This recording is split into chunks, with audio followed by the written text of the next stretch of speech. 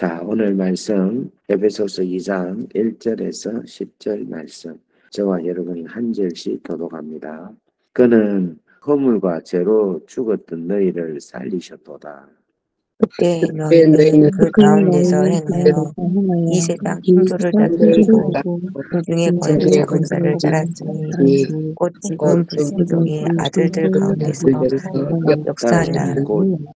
전에는 우리도 다 그 가운데서 우리 육체의 욕심을 따라 지내며 육체와 마음에 원하는 것을 하여 다른 이들과 같이 본질상 진노의 자녀이더니 긍휼히 신령하신 하나님이 우리를 사랑하신 그 큰 사랑을 인하여 허물로 죽은 우리를 그리스도와 함께 살리셨고 너희는 은혜로 구원을 받은 것이니라. 또 함께 일사 그리스도 예수 안에서 함께 하시니 이는 그리스도 예수 안에서 우리에게 자비하심으로써 그 은혜의 지극히 풍성함을 오는 여러 세대에 나타내려 하십니다. 너희는 그 은혜로 믿음으로 말미암아 구원을 받았으니 이것은 너희의 것이 아니요 하나님의 선물이라. 행위에서 난 것이 아니니 이는 누구든지 자랑하지 못하게 함이라. 우리는 그가 만드신 바라 그리스도 예수 안에서 선한 일을 행하고 의심을 받은 자니 이 일은 하나님이 전에 예비하사 우리로 그 가운데 행하게 하려 하심이라. 아멘. 아멘. 오늘 이 말씀 살아계신 하나님의 말씀입니다. 자, 이제 2장부터 이제 본격적으로 죄와 구원에 대한 이야기를 바울이 에베소 교회 성도님들에게 전가합니다. 저는 오늘 말씀은 1절 말씀 포커스를 가지고 같이 말씀을 나누도록 합니다. 한번 따라합니다. 그는 허물과 죄로 죽었던 너희를 허물과 죄로 죽었던 너희를 살리셨도다. 예, 오늘 여기에 보면은 그는이라는 분은 누구냐면 예수님이죠. 예수님이 너희를, 우리를 어떻게 하셨느냐? 살리셨다라는 겁니다. 그런데 그는 우리에게, 근데 우리가 어떤 상태였느냐 하면은 죽었던 상태였다라는 것을 이야기합니다. 죽었던 너희를 살리셨다. 그런데 그 죽은 것이 이유가 있는데 무엇으로 죽었느냐 하면은 허물과 죄로 죽었다 이렇게 말씀합니다. 그런데 예수님이 죽은 우리를 허물과 죄로 인하여 죽음을 당한 우리 예수님이 살리셨도다 이거예요. 자, 그러면 여러분 이 말씀을 딱 들으니까 여러분들 어떤 마음이 생깁니까? 아무 생각도 안 납니까? 이 말씀을 딱 듣는데 여러분들이 기쁨이 확 생기고 이 말씀을 듣는데 여러분들 안에 막 행복함이 막 밀려들고 이 말씀을 듣는데 와 정말 기쁜 소식이네. 이 말씀을 여러분들이 무엇으로 들어야 되느냐 하면 복음으로 들어야 됩니다. 한번 따라하겠습니다. 복음으로 듣자. 복음으로 듣자. 예, 이게 죽은 사람이 살아나는 것만큼 기쁜 소식이 있을까요? 이 세상에 아무리 좋은 소식이 있다 해도 죽은 사람을 다시 살아나는 것만큼 좋은 소식이 있겠습니까? 없는 거예요. 오늘 2장 1절에 예수님께서 죽은 우리를 살리셨다라는 말씀, 이 말씀이 저는 복음이다라고 말씀을 드리고 싶습니다. 자, 그렇다면 좀 말씀을 본격적으로 하나씩 한번 풀어가도록 하겠습니다. 우리가 어떤 상태였는가 하면은 죽었던 상태다라고 이야기를 합니다. 근데 여기서 죽었다는 것은 육체의 죽음이 아니라 영적인 죽음을 이야기하고 있다라는 것입니다. 이 죽었다라는 말은 헬라 말로는 네크로스라는 말인데 숨이 끊어진 상태, 생명의 근원이 단절된 상태를 가리켜서 네크로스 죽음이다 이렇게 말을 합니다. 그런데 우리 성경에서는 이 죽음을 단순히 호흡이 멈는 이 생물적인 현상이 아니라 관계의 단절, 바꿔 말하면 하나님과의 관계에서 단절된 것을 포함하는 개념이 바로 죽음이다라는 겁니다. 자, 좀 쉽게 제가 설명을 하자면은, 여러분, 우리 육체가 죽었다라는 말은 무슨 말이냐면, 우리의 영혼과 육체가 분리되었다는 거예요. 내 육체하고 영혼이 함께 있을 때에는 내가 살아있잖아요. 그런데 내 영혼과 몸이 분리되었다라는 것이 우리는 육체의 죽음이다. 이렇게 표현을 합니다. 마찬가지로 영적인 죽음이라는 것은 뭘 이야기하고 있는가 하면 원래는 하나님이 우리와 함께 하신 거예요. 그래서 우리가 생명이 된 거예요. 하나님께서 흙으로 사람을 빚으시고 그 코에 생기를 불어넣어 주셔서 하나님의 기운이 들어와서 육체와 사람이 하나가 되어서 생명이 된 거예요. 살아있는 존재가 되었다는 겁니다.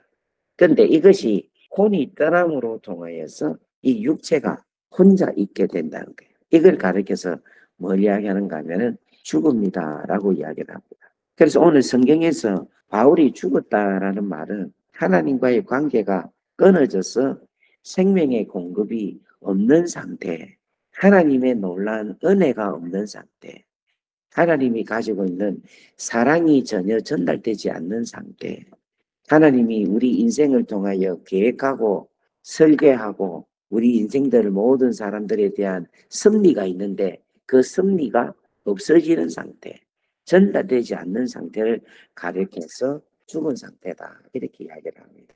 그래서 좀 더 우리가 성경적으로 이야기를 하면은 우리 창세기 2장 17절 말씀에 보면은 하나님께서 이렇게 말씀합니다. 선악을 알게 하는 나무의 열매는 먹지 말라. 네가 먹는 날에는 반드시 뭐하리라? 죽으리라. 이렇게 이야기합니다. 우리 한번 읽어볼까요? 시작. 선악을 알게 하는 나무의 열매는 먹지 말라. 내가 먹는 날에는 반드시 죽으리라 하시니라. 아멘. 그런데 여러분, 선악을 알게 하는 나무, 선악과를 여러분 아담과 하와가 먹었잖아요. 먹었는데 바로 즉시 죽었습니까? 죽지 않았어요. 육체는 죽지 않고 그냥 계속해서 활동을 했습니다.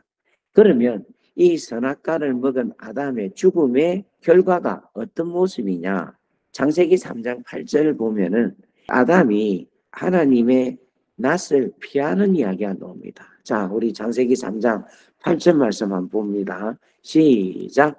그들이 그날 밤에 인간과 여호와 하나님의 소리를 듣고 아담과 그의 아내가 여호와 하나님의 낯을 피하여 동산나무 사이에 숨은지라. 나무 사이에 숨은지라. 아멘. 이 죽은 상태의 모습, 영적인 죽은 상태의 모습은 바로 뭐냐면 하나님의 음성, 여호와 하나님의 소리를 들어도 그 소리를 청종하고 그 소리에 가까이 가지 아니하고 오히려 하나님의 낯을 피하는 숨는 상태가 바로 영적인 죽은 상태라는 거예요.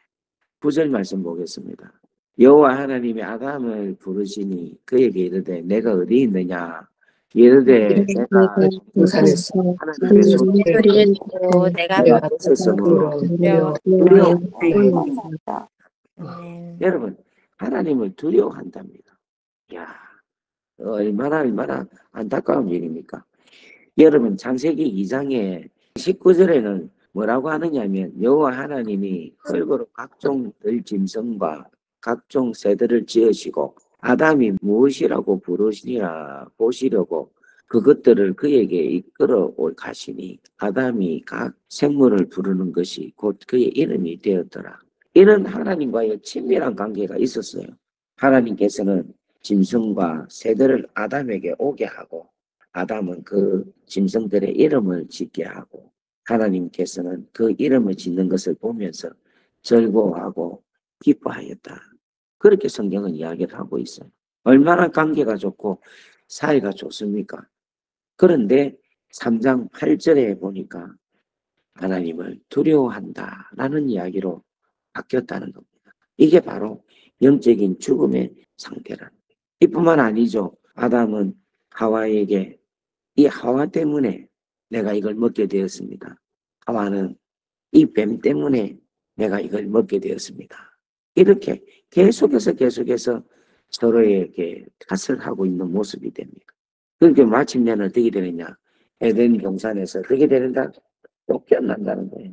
창세기 3장 23절 24절 말씀 보면 여호와 하나님이 에덴 동산에서 그를 내보내어 그의 근원이 된 땅을 갈게 하시니라. 쫓겨나는 거예요. 이와 같이 하나님이 그 사람을 쫓아내시고 에덴 동산 동쪽에 거룩들과 두는 도는 불칼을 두어 생명나무의 길을 지키게 하시니라. 더 이상 에덴 동산에 들어오지 못하게끔 하나님께서 그를 막아주신다. 막는다는 것이. 그래서 여러분, 이 죽음이라는 것은 하나님과의 교제가 단절되는 것을 이야기합니다. 생명과 친밀함 대신에 두려움과 숨음이 들어오는 그런 영적인 하나님과의 단절된 상태를 우리가 보면은 어떻게 우리가 이해를 할 수 있느냐 하면은 기도를 하고 말씀을 듣고 또 하나님을 묵상을 해도 그 묵상이 되지 않냐면 그런 상태를 이야기합니다. 하나님이 계신 것 같지도 않고 또 심지어는 하나님이 계셔도 나와는 상관이 없는 것처럼 느끼는 상태, 이런 상태가 바로 영적으로 상당히 위험한 상태, 빨간 경고가 들어온 상태다라고 여러분들이 이해를 하시고 다시금 하나님께 돌아갈 수 있는 여러분 되기를 간절히 바랍니다. 뿐만 아니라 영적으로 무감각해져서 죄를 지어도 양심이 점점점 무뎌지는 상태, 하나님의 말씀, 예배를 아무리 열심히 듣고 하나님께 드려도 그냥 생명으로 와닿지 않냐는 상태. 여러분, 이런 상태는 정말 영적으로 우리가 깨어서 근신하면서 다시금 한번 내가 영적인 죽음에 이르고 있구나 하는 것으로 경계할 수 있는 여러분 되기를 주의 이름으로 축원합니다. 뿐만 아니라 죄에 대해서는 죄로 여기지 아니하고 사는 게 다 그렇지 뭐 하면서 그냥 일반화, 그냥 스스로가 그냥 그렇게 여기는 그런 단계를 이야기합니다. 그래서 여러분, 이 영적인 죽음은요 정말 중요한 건데 안 들리는 것이 아니라 들려도 받아들일 수 없는 상태를 가리켜서 영적인 죽음의 상태라는 겁니다. 한번 따라할까요? 하나님의 말씀이 안 들리는 것이 아니라 하나님의 말씀은 하나님의 내 말씀이 안 말씀이 되는 것이 아니라 아니라 들려도 받아들일 수 없는 상태. 들려도 받아들일 받아들일 수 수 없는 없는 상태. 예, 들려도 받아들일 수 없는 상태. 그런 상태가 영적인 죽음의 상태, 영적인 죽음의 신호가 오는 상태다라고 여러분들이 생각하시고 여러분 긴장하실 수 있기를 간절히 바랍니다. 자, 그 다음에 두 번째로 이 죽는 것이 무엇으로 죽느냐 하면 두 가지 이유로 죽는다고 이야기합니다. 첫 번째는 허물, 두 번째는 죄다 이렇게 이야기합니다. 그러면 이 허물은 무엇인가 오늘 여러분들에게 허물에 대해서 말씀을 드리도록 하겠습니다. 이 허물이라는 것은 하락토마라는 것인데 넘어지다, 비틀거리다, 실족하다 이런 뜻입니다. 이것은 본래의 길에서 옆으로 미끄러져 내려간 상태다 이렇게 이야기합니다. 그래서 이것을 오늘 우리의 상황 속에 적용을 하다 보면은 아주 작은 것 하나를 타협하는 것. 그리고 반복적으로 이 정도는 뭐 괜찮겠지 하면서 그냥 쉽게 생각하고 넘기는 상태. 그래서 이거를 우리는 영적인 게으름, 영적인 나태함이다 이렇게 이야기를 합니다. 그래서 이 허물은 특별하게 죄와 다른 것 중에 하나는 뭐냐면 죄는 처음부터 하나님을 반역하고 하나님을 그 역하는 의도에서 나오는데 이 허물은 처음부터 대놓고 드러내면서 하나님을 반역하고 하나님께 대적하고자 하는 의도에서는 나오지 않는다는 것입니다. 그래서 이걸 우리는 쉽게 이렇게 표현을 합니다. 이 사람 실수했다. 뭐 실수지 뭐 이렇게 이야기를 하는데 여러분 이게 아주 무서운 게 이 실수를 고치지 아니하고 방치하게 되면 여러분 패턴이 되고요. 그 패턴이 습관이 되고 그 습관이 인격이 되어서 나중에는 운명을 낳습니다. 그래서 여러분 히브리서 2장 1절에 아주 중요한 말씀을 하고 있습니다.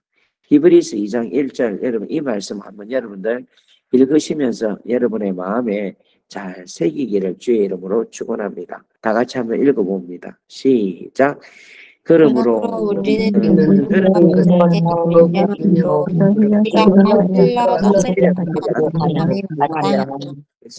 아멘. 우리가 들은 하나님의 말씀을 더욱 유념해 나가야 해요. 더 귀하게 소중하게 우리가 생각을 하고 가져야 되지, 우리가 이 말씀을 그냥 흘러 떠내려가지 않도록 해야 된다는 겁니다. 여기서 흘러 떠내려가다라는 말은 무슨 말이냐면 조금씩 천천히 그러나 확실하게 중심에서 점점 멀어지는 상태를 가리켜서 허물이다 이렇게 이야기합니다. 이 말은 조금씩 죽어간다는 거예요. 예를 들면 우리가 지금 교회에서 예배를 드리고 있잖아요. 새벽 예배도 드리고 주일 예배도 드리고 금요 예배도 드립니다. 근데 신앙이 좋고 영적으로 살아있을 때에는 새벽 기도도 잘 나오고 금요 예배도 잘 나오고 주일 예배도 잘 나와요. 그런데 허물이라는 것이 우리 안에 들어오면요, 이 예배에 대해서 조금씩 멀어지게 되는 거예요. 아이고 금요 예배 오늘 피곤하니까 좀 쉬자. 또 어떤 핑계가 있으면 또 아이고 이번에는 내 육체가 피곤해서 쉬고, 약속 시간이 주말이니까 금요일이 좋으니까 이때 만나지 뭐. 다음에 또 예배가 있으니까 안 해야지. 이렇게 생각을 하면서 예배에 대한 부분에 대해서 조금씩 멀어지게 되는 거예요. 근데 여러분 참 재미있는 거 보면요, 예배를 잘 안 지키고 예배의 수가 점점 주는 분들 보면 영적으로 충만해지는 사람 눈 씻고 눈 닦고 해방 이후로 본 적이 없습니다. 예배를 하나씩 둘씩, 예배 시간에 하나씩 둘씩 하나님 앞에 나아가는 그 부분에 대해서 하나씩 둘씩 약간씩 미끌리듯이 내려가는 이 허물 같은 영성으로 살아가면요, 나중에는 신앙적으로 엄청나게 떨어진다. 아멘 합시다. 아멘. 예. 근데 여러분 금요 예배 때 또 새벽 기도 때 빠지고 계속 이것을 사수하고 끝까지 지키고 계속해서 주님 앞에 나오는 분들은 여러분 신앙이 절대로 병들지 않습니다. 신앙이 다운이 안 돼요. 여러분 이 이야기 알잖아요. 개구리 뜨거운 물에 바로 탁 넣으면은 하고 튀어나오잖아요. 근데 개구리 그냥 주전자에다 넣어놓고 가만히 물을 살살 불을 떼면은 물이 떳떳하게 해지니까 다리를 쭉 뻗어지고 나중에는 개구리탕이 되잖아. 똑같은 겁니다, 여러분. 여러분 이 허물이라는 이 자체에 대해서 여러분들이 아주 조심해야 됩니다. 헌금도 마찬가지예요. 전에는 11조 생활을 철저하게 하나님 앞에 잘 했는데 이제 시간이 가면 갈수록 그 하나님 앞에서의 그 11조 생활을 그냥 무디게 그냥 대충 계산해서 11조 생활을 하는 분들이 있을 거예요.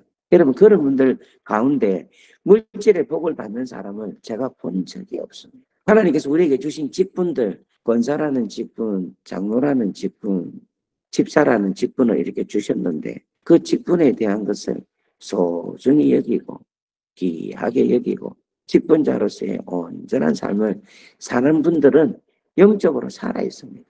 근데 이것을 귀하게 여기지 아니하고 소중히 여기지 아니하고 살아간다면 여러분 영혼이, 내 영성이 천천히 죽어가는, 천천히 연약해지는 그런 모습일 수밖에 없는 것입니다. 제가 여러분 아침에 모욕을 하고 이 양복을 입고 넥타이를 메고 여러분 이것을 제가 왜 하는 줄 압니까? 이 허물의 영성이 저한테 안 들어오게 하기 위해서라는 거예요. 새롭게 하기 위해서. 이게 내를 지키는 거예요, 여러분. 오늘 이 말씀 꼭 붙잡고 살아가실 수 있기를 간절히 바랍니다. 오늘 허물에서 벗어나기를 주의 이름으로 축원합니다. 그 다음 죄에 대한 말씀을 드리는데 죄라는 것은 하마티아라는 건데 관역에서 벗어나다, 목표를 맞추지 못하다 이렇게 말씀하는 겁니다. 본래 하살이 맞아야 할 관역은요, 우리 인생의 목표는 하나님이 되어야 됩니다. 그런데 인간의 삶의 방향, 관심, 사랑의 중심이 하나님이 아닌 다른 곳으로 향할 때 그것을 가리켜서 죄라고 이야기합니다. 그래서 성경이 말하고 있는 죄와 세상이 말하고 있는 죄는 완전히 다른 거예요.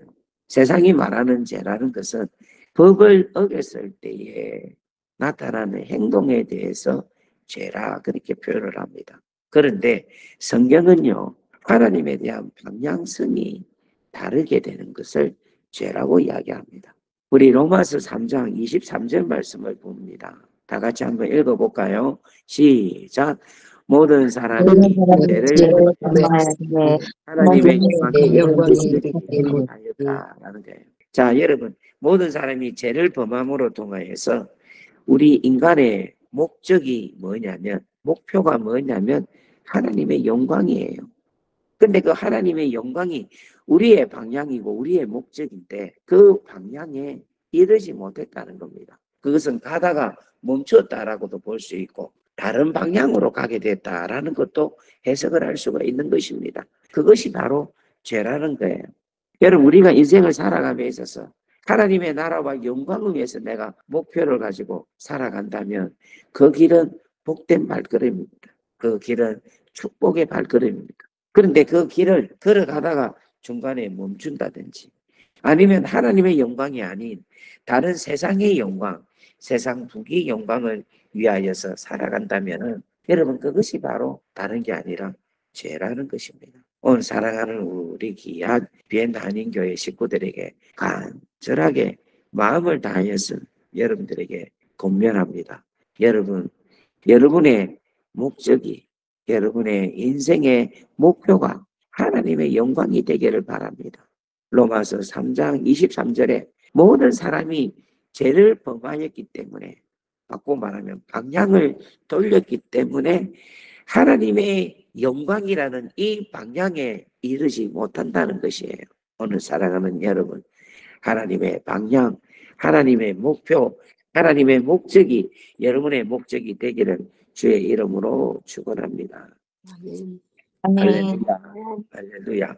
그래서 여러분, 영적인 죽음은요, 우리가 어떻게 행한 나쁜 행동 몇 개가 아니라 하나님 없이, 하나님과 상관없이 살아가는 인생의 방향을 가리키고, 영적인 부활은 우리가 행동을 고치고 습관을 고치는 것이 아니라 우리의 존재의 방향을 하나님께로 돌아서는, 하나님께로 내가 나아가는, 그것이 바로 우리의 인생의 온전한 방향이라고 생각합니다.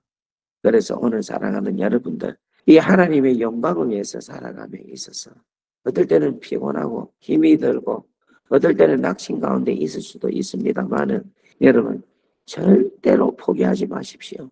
절대로 여러분 중간에 다른 길, 다른 방향을 여러분 시선을 돌려서 그 길로 걸어가지 마십시오.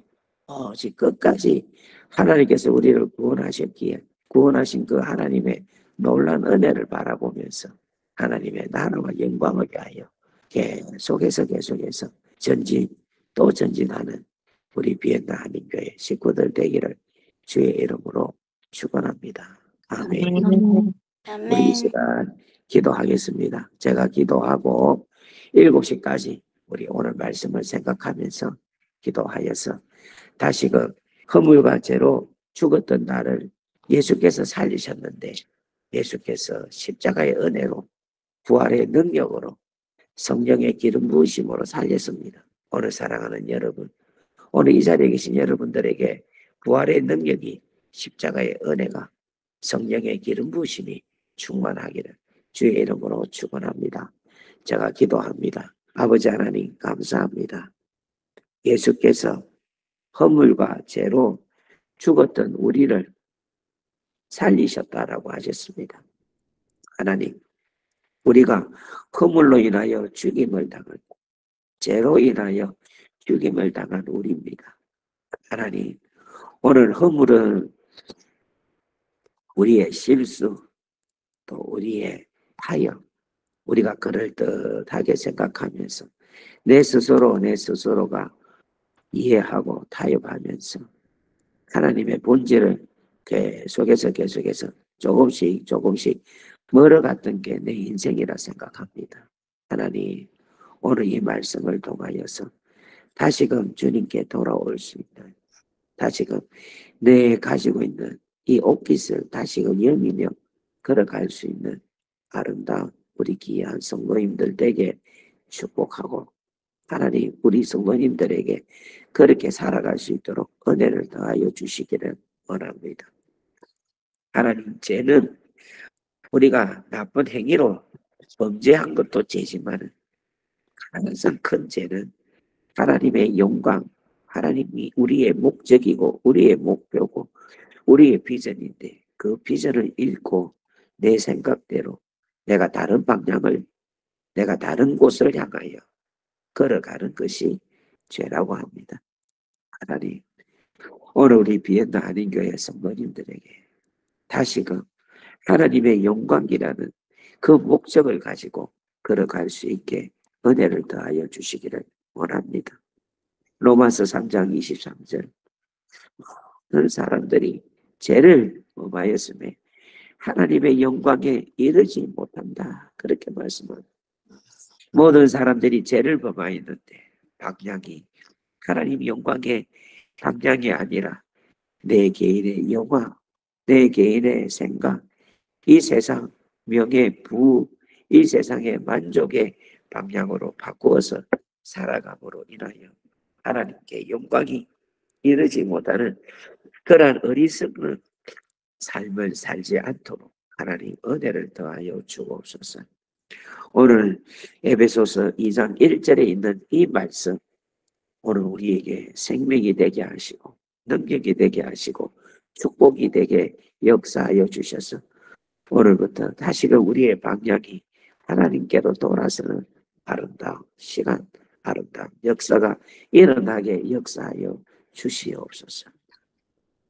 주님, 우리를 살려주세요. 주님, 우리를 다시금 일으켜주세요. 주님, 다시 잠자고 있는 우리의 심령을 깨워주십시오. 주님, 우리가 우리 스스로를 만족해하고 그냥 자만하고 있는 우리의 앉아있는 이 영혼을 우리 주님께서 붙잡아서 다시금 일으켜주세요. 그래서 다시금 우리 비엔나 한인교회가 부흥의 놀라운 능력, 은혜, 축복이 있게 하옵소서. 붙들어 주옵소서. 예수 그리스도의 이름으로 감사하며 축복하며 기도 올려옵나이다. 아멘. 아멘. 우리 오늘 말씀을 생각하면서 주여 하고 우리 한 20분 남았는데 우리 한번 기도합니다. 다 같이 주여 하고 기도하겠습니다. 주여